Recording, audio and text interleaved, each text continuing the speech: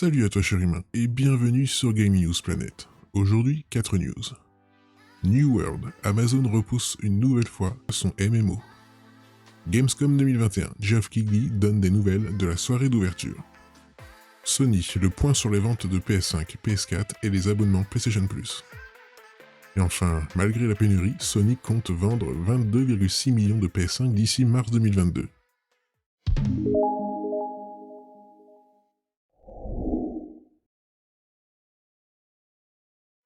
On se retrouve sur jeuxvideo.com. Du 20 juillet au 2 août, les joueurs ayant précommandé le MMO New World ont pu participer à une bêta fermée avant le lancement du jeu le 31 août.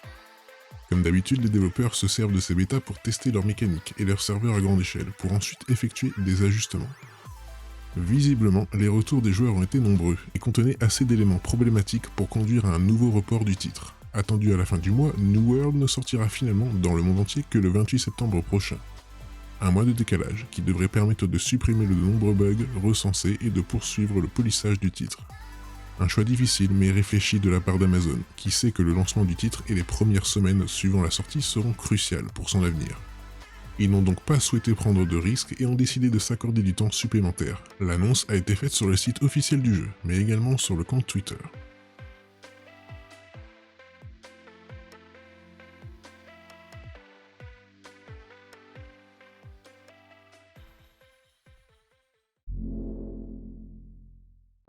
Toujours sur jeuxvideo.com.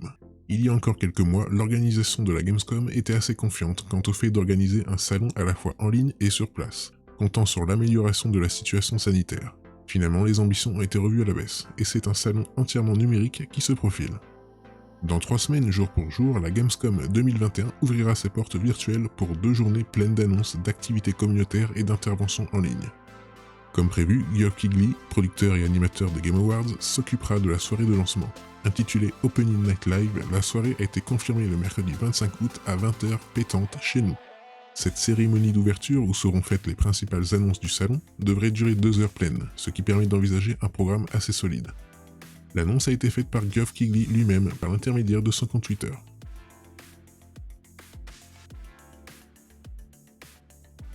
Dans 3 semaines à partir d'aujourd'hui, découvrez les plus grands jeux vidéo à venir et ce qui se cache au-delà.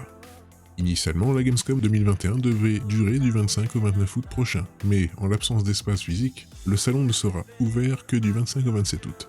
Pour le moment, une liste non définitive de participants a été publiée, et on y retrouve notamment Activision, Bethesda, Xbox, Ubisoft, EA ou encore Koch Media.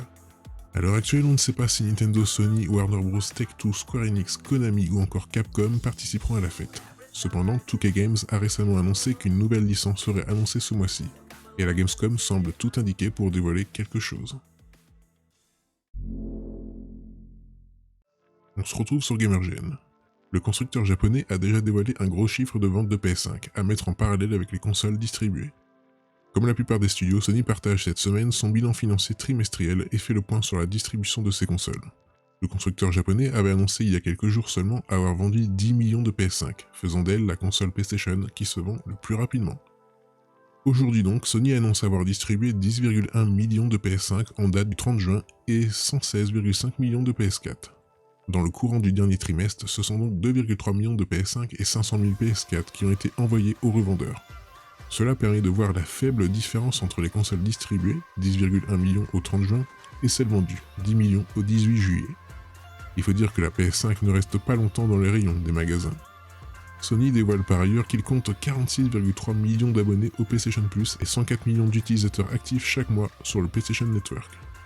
Pour rappel, l'offre d'abonnement permet de jouer en ligne et de récupérer des jeux sympathiques. Le programme du mois d'août 2021 est à retrouver sur GamerGen. Tout semble bien aller pour Sony. Attendons maintenant davantage de jeux exclusifs sur PS5 pour se réjouir du succès sur le long terme. Et enfin, on se retrouve sur Jeux Vidéo Live.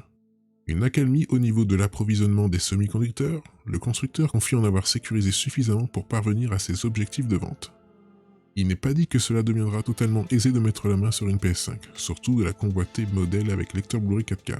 Mais en tout cas, la situation devrait se débloquer davantage. Sony, qui vient de faire le point sur les ventes PS4-PS5 de leur jeu, affirme qu'il pourra fabriquer 14,8 millions de PS5 à écouler afin de parvenir d'ici mars 2022 à un total de 22,6 millions. La pénurie des semi-conducteurs a eu des répercussions dans différents domaines et nous avons pris nos dispositions à travers diverses mesures. Pour la PS5, l'objectif fixé concerne le nombre d'unités à vendre pour cette année, et nous avons sécurisé le nombre nécessaire de puces pour y arriver. Nous ne sommes pas inquiets vis-à-vis de l'approvisionnement des semi-conducteurs, déclare Hiroki Totoki, chef financial officer, lors d'un entretien traduit par nos confrères de VGC. Et voilà, c'est la fin de cette vidéo, j'espère qu'elle vous aura plu. Si c'est le cas, n'oublie pas de mettre un like, de t'abonner, d'activer la petite cloche et de me suivre sur Twitter. Et moi je te dis à la prochaine, cher humain.